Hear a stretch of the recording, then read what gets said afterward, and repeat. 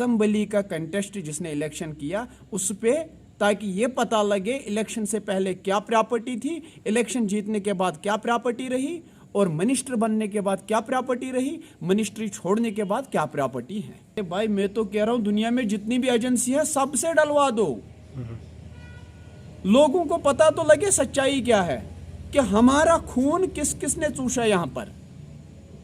मैं तो सरेआम कह रहा हूं। ये बीजेपी एनसी का नाम लिया किसी जगह, आप थोड़ा पीछे चले जाइए, 98 का इलेक्शन देख लीजिए कि अटल बिहारी वाजपेयी जी की हुकूमत में उमर अब्दुल्ला साहब किस कोटे से सेंटर के मिनिस्टर रहे। आप देख लीजिए कि बीजेपी के साथ हुकूमत किसने बनाई। आप और पीछे चले जाइए, आप देखिए बीजेपी के कोटे से कौन यहाँ कैबिनेट मिनिस्टर था जिसने इंडिपेंडेंट अपनी अलग पार्टी बना रखी थी और बाद में कैबिनेट मिनिस्टर था बीजेपी का। चाहे कांग्रेस हो, बीजेपी हो, कोई भी हो, हर किसी के खिलाफ बोला जाएगा। और आपके मीडिया के जो जितने भी भाई हैं, आपके चैनल के द्वारा बैंकों में लगाए हैं, क्या किया मैं मानता हूँ। मेरी आजमानी गामी जिसके पास अभी तक अपना मकान नहीं, जिसके पास अभी तक अपनी गाड़ी नहीं, और कोई बोलेगा मुझे चोर, कैसे साबित करोगे? क्योंकि सच्चा देखिए, जिस टाइम मैंने कांग्रेस से रिज़ाइन किया और उसके बाद मैंने उसी इंटरव्यू में बोला कि मैं अपने वर्करों से, देवसर कानूनों के लोगों से पूछ के जाऊंगा जहां भी जाऊंगा। तो जब मैंने अपने वर्करों से बात की इन 3-3.5 महीने में, तो उनको बोला मैंने कि बताइए हम अगर पीडीपी में जाते हैं तो वहाँ पर ये दिक्कतों का सामना करना पड़ेगा या इन चीज़ों का फ़ायदा मिलेगा, या अदर्स पार्टी एनसी है, बाकी जो बीजेपी की तरफ से भी ऑफ़र आया था उसका भी सब कुछ बताया उन्होंने। तो मेरे लोगों ने, मेरे जो अपने वर्कर थे देवसर कानूनों के, जो कल मेरे साथ भी थे, क्योंकि 62 गाड़ियाँ थी, तकरीबन 400-500 लोग से प्लस थे, तो उन्होंने मुझे यही मशवरा दिया कि जनाब आप अपनी पार्टी में जाइए। तो उस टाइम में मैंने अपनी पार्टी से जो बात की, जो उनकी तरफ से भी कहा गया, तो मैंने देखा कि वो भी लोगों की खिदमत करना चाहते हैं, वो भी जम्मू कश्मीर के लिए लड़ना चाहते हैं, और मेरा एम भी वही है, मैं भी कश्मीर के लिए लड़ना चाहता हूँ, मैं भी अपनी कानून के लिए लड़ना चाहता हूँ। तो मैं भी चाहता हूँ यहाँ डेवलपमेंट होए, उनका एम भी वही है, तो इसलिए मैंने उनके साथ ज्वाइन किया। मुझे ये बताइए, अगर कोई बंदा किसी का सपोर्टर है और अंदरूनी है, मान लीजिए आप मेरे सपोर्टर हो, आप मीडिया के साथ चलते हो, और मैं चिल्ला के कहता हूँ कि ये मेरा सपोर्टर नहीं है, लेकिन आप सपोर्टर हो, और जिस टाइम आप मेरे सपोर्टर नहीं हो, मैं चिल्ला के बोलूंगा कि ये मेरा सपोर्टर है। जो बीजेपी का सपोर्टर है उनका तो नाम ही नहीं ले रही है बीजेपी। एनसी का नाम लिया किसी जगह, आप थोड़ा पीछे चले जाइए, 98 का इलेक्शन देख लीजिए कि अटल बिहारी वाजपेयी जी की हुकूमत में उमर अब्दुल्ला साहब किस कोटे से सेंटर के मिनिस्टर रहे। आप थोड़ा पीछे चले जाइए, आप देख लीजिए कि बीजेपी के साथ हुकूमत किसने बनाई।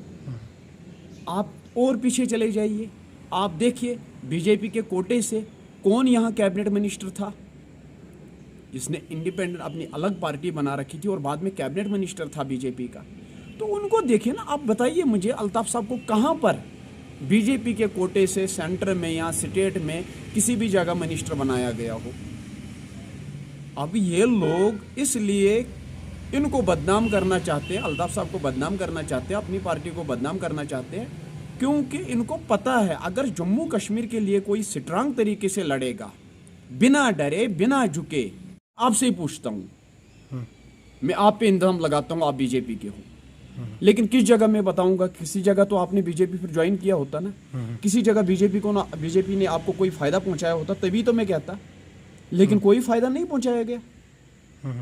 अब बदनाम करना तो हर किसी को, जो भी बंदा अच्छा काम करता है तो उसको बदनाम करने के लिए कुछ लोग पीछे बैठे होते हैं जो ऐसे पेज भी चलाते हैं और ऐसे बातें कहते भी हैं। क्यों नहीं, जो सच्चाई है वो आप तक पहुंचाई जाएगी और आपके चैनलों के थ्रू ही पहुंचाई जाएगी, लोगों के पास सच्चाई पहुंचाई जाएगी। इसमें कोई, हम किसी भी जगह पीछे नहीं हटेंगे, चाहे कांग्रेस हो, बीजेपी हो, कोई भी हो, हर किसी के खिलाफ बोला जाएगा और आपके मीडिया के जो जितने भी भाई हैं आपके चैनलों के द्वारा आप तक पहुंचाया जाएगा। देखिए, मैं इस टाइम कोई भी इंजाम उन पे नहीं दूंगा, इलेक्शन लगने दो, दूध का दूध और पानी का पानी आपके सामने पहुंच जाएगा, बताया जाएगा बताया जाएगा 53 में क्या हुआ, बताया जाएगा 90 में क्या हुआ, बताया जाएगा, सब कुछ आप तक पहुंचाया जाएगा। किसने क्या किया कश्मीर के साथ, ये आपके चैनलों के थ्रू, आपके द्वारा लोगों तक सच्चाई पहुंचाई जाएगी और लोग खुद समझेंगे। क्योंकि आजकल जम्मू कश्मीर का जो युवा है वो पढ़ा लिखा युवा है, उनको पता है कौन क्या कह रहा है, किताबों में क्या लिखा है और जम्मू कश्मीर की हिस्ट्री क्या है। तो वो आपके चैनलों के द्वारा ही हम अपने लोगों तक पहुंचाएं। मुझसे ज़्यादा आप बेहतर जानते हो, आप खुद कहते हो कि उन्होंने अपने रिश्तेदार बैंकों में लगाए या क्या किया। मैं मानता हूँ मुझसे ज़्यादा तो आपको पता है, मेरे मुंह से कहलवाते हो, मुझसे लोगों तक ये बात पहुँचवाते हो आप। मुझे समझ नहीं आ रहा आप एक डिबेट खुद क्यों नहीं करते, खुद क्यों नहीं आप मीडिया वाले एक बार हम सबको एक टेबल पे लाके एक सच्चाई लोगों के सामने पूछोगे। दूध का दूध, पानी का पानी आपके सामने आ जाएगा। ये भी पता लग जाएगा कौन बीजेपी का है, कौन एनसी का है, कौन पीडीपी का है, कौन कांग्रेस का, ये भी पता लग जाएगा। आपने कोई गलत बात नहीं कही, अल्ताफ साहब ने सच्चाई बोली है। मेरी आजमानी गामी जिसके पास अभी तक अपना मकान नहीं, जिसके पास अभी तक अपनी गाड़ी नहीं, और कोई बोलेगा मुझे चोर, कैसे साबित करोगे? क्योंकि सच्चाई ये नहीं है। और अगर मेरे पास इस टाइम 40-50 लाख की गाड़ी हो, 2-2.5 करोड़ का बंगला हो, तो लोग चोर नहीं कहेंगे और क्या पीर बोलेंगे मुझे? भाई आपकी सैलरी इतनी है, आपकी तनख्वाह इतनी है, आपका ऑनरेरियम इतना है, पैसा कहां से आया? जमीन से खोद के निकाला या आसमान ने छप्पड़ फाड़ के आपके घर में दिया?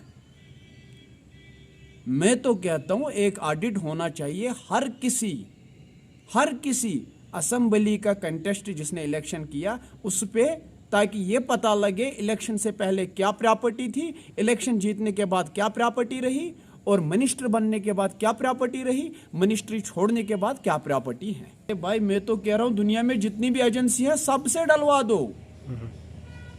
लोगों को पता तो लगे सच्चाई क्या है कि हमारा खून किस किसने चूसा यहां पर।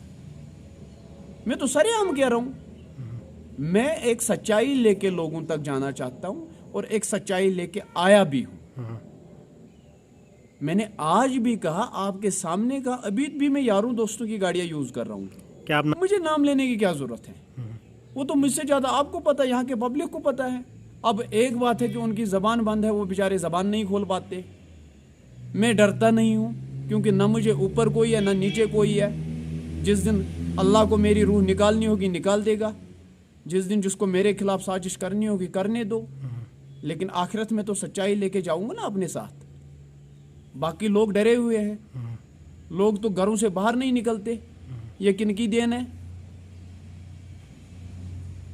ये इन्हीं की देन है ना, ये आपकी और मेरी देन तो है नहीं। जम्मू कश्मीर अपनी पार्टी का सीएम आएगा, मोहम्मद अल्ताफ बुखारी साहब सीएम आएगा, और वक्त पे आपको पता लग जाएगा, वक्त पे आपको बता भी दिया जाएगा।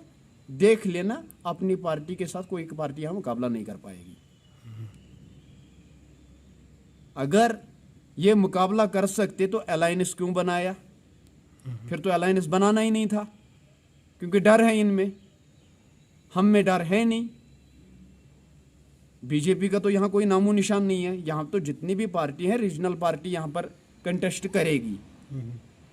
नेशनल पार्टी तो कोई यहाँ पर कश्मीर वैली में सीट नहीं निकालेगी, चाहे कोई भी नेशनल पार्टी हो। मैं एक पार्टी को तनकीद नहीं करूँगा, हर किसी को, क्योंकि 1947 से लेके आज तक कांग्रेस के भी डबल फिगर में कश्मीर वैली में नहीं आई।